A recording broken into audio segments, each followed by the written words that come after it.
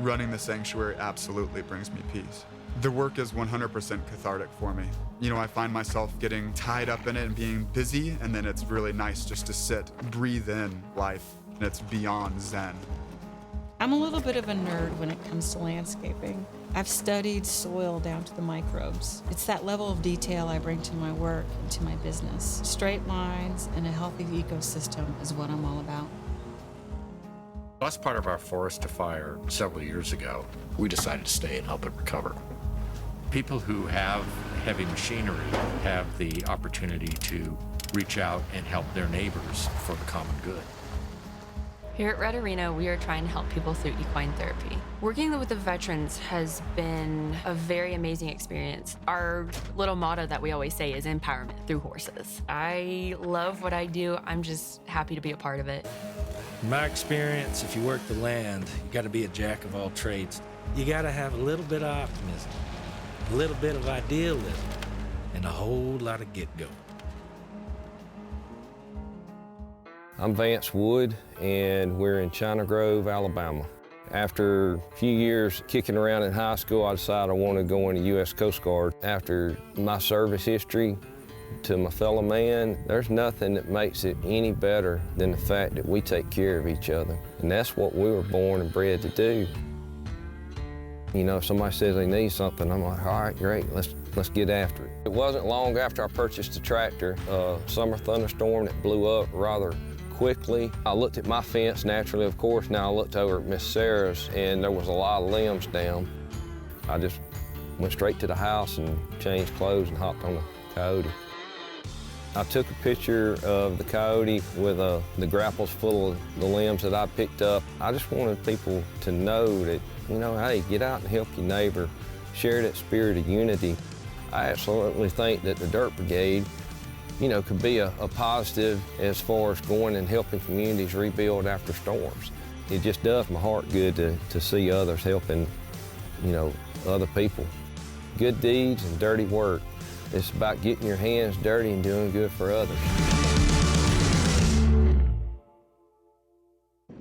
There are better-known tractors in the world than Coyote. Ones with bigger names, longer histories, more popular hats, cute toy lines. But there's not a single tractor ever been built that's better equipped to do the dirty work. So we'll let the others keep their squeaky clean images. And we'll focus on what really matters. Coyote. We dig dirty. We know that when the weekend rolls around, you have two choices. Kick up your feet or kick up some dirt. If only all decisions could be so easy. Coyote. We dig dirt. Coyote may not be a household name, but we are a land name, and a work name, and a family name. And those are all the names we'll ever need. Coyote, we dig dirt. The difference between a clean tractor and a dirty one can be found in the heart of the person who holds the key. Coyote, we dig dirt. At Coyote, we're going to treat you like dirt.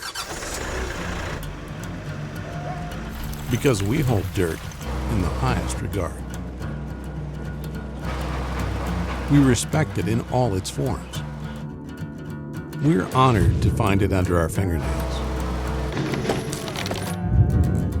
Lucky to be caked in it at day's end. And we count our blessings every time we're able to return to it.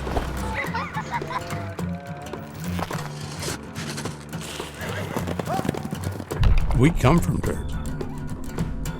It is the great equalizer. It keeps us humble, honest. Dirt gets taken for granted by most. But if you know us, you know getting treated like dirt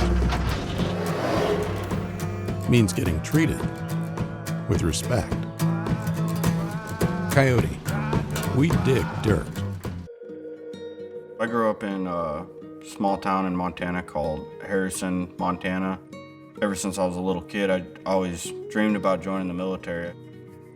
When I joined the Army right out of high school, I ended up getting to the 101st Airborne Division.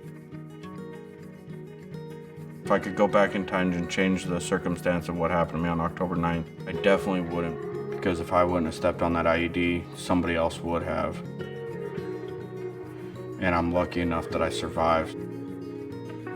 I remember like it was yesterday. The most beautiful morning I remember in Afghanistan. I just happened to come up on this trail and I saw 5-6 Taliban staring right at me. And as I was raising my rifle to engage, an IED detonated directly underneath me.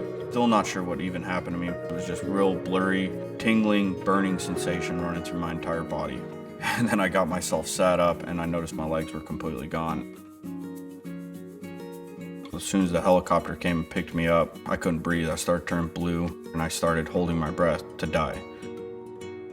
That close to death, I could remember every single detail about my daughter's weight, the day she was born, the smell of her hair, everything. And my goal at that point was just trying to stay alive to see them one last time.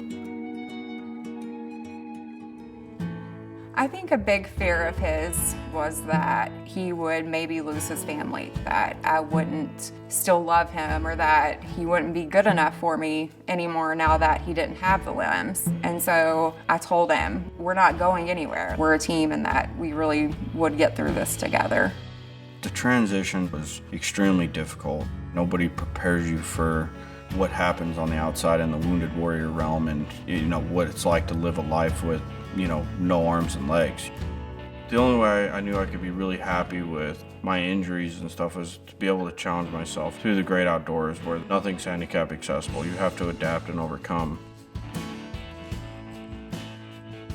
One of the things that I really loved about those adventures is if there was other warriors out there with me, we'd learn from each other. And that's kind of like what led up to creating Mohawk Outdoors. Let's create a program to focus on taking all combat vets on outdoor adventures and experiencing what is the most healing thing in the world, and that's the great outdoors. Out in nature, there isn't handrails to help you walk with. There isn't, nice flat surfaces for you to drive your wheelchair on and stuff like that. We've been saying it since we started Mohawk Outdoors that being able to have a UTV, something we can get paraplegics, double amputees, easily and safely inside and out of, it would be a dream come true for us.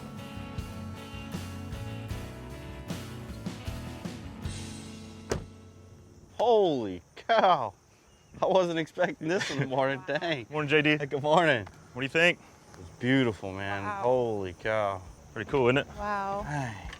The winch system immediately caught my eye. The lights. Got a couple rifle racks. Rifle, I just saw that. Oh my God. I've never seen one modified like this before.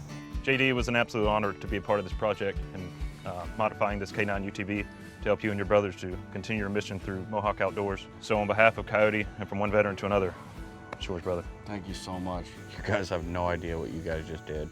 Ready to take this thing for a ride? Let's do it.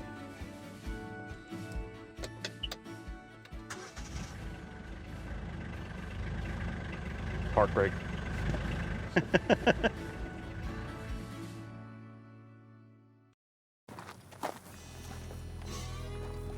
The day I got injured is something I remember like it was yesterday. I went to get myself up and I fell to my right side and I noticed my arm was blown completely off. And then I got myself sat up and I noticed my legs were completely gone. The transition was extremely difficult. The only way I could be happy was doing the things that I love to do, and that was getting back in the dirt. Just doing everything I could outdoors to heal my soul, basically.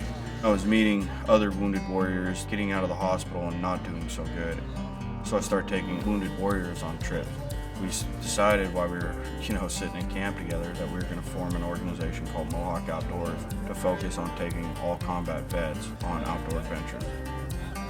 Being able to have a UTV, being able to put anybody inside that thing makes it easier on all of us. This is the honey hole for catfish, y'all. Dang, John, this place is hopping, man. There's a sign that you walk into our Montana lodge that says this isn't a wounded warrior hunt. And what we mean by that is we want those guys to experience everything. Getting these guys out of their wheelchairs, out of their houses, out in nature, in the dirt, and experiencing what is the most healing thing in the world, and that's the great outdoors. trouble for him. Nobody likes being called wounded anything. Treat me like the man I was when I raised my right hand.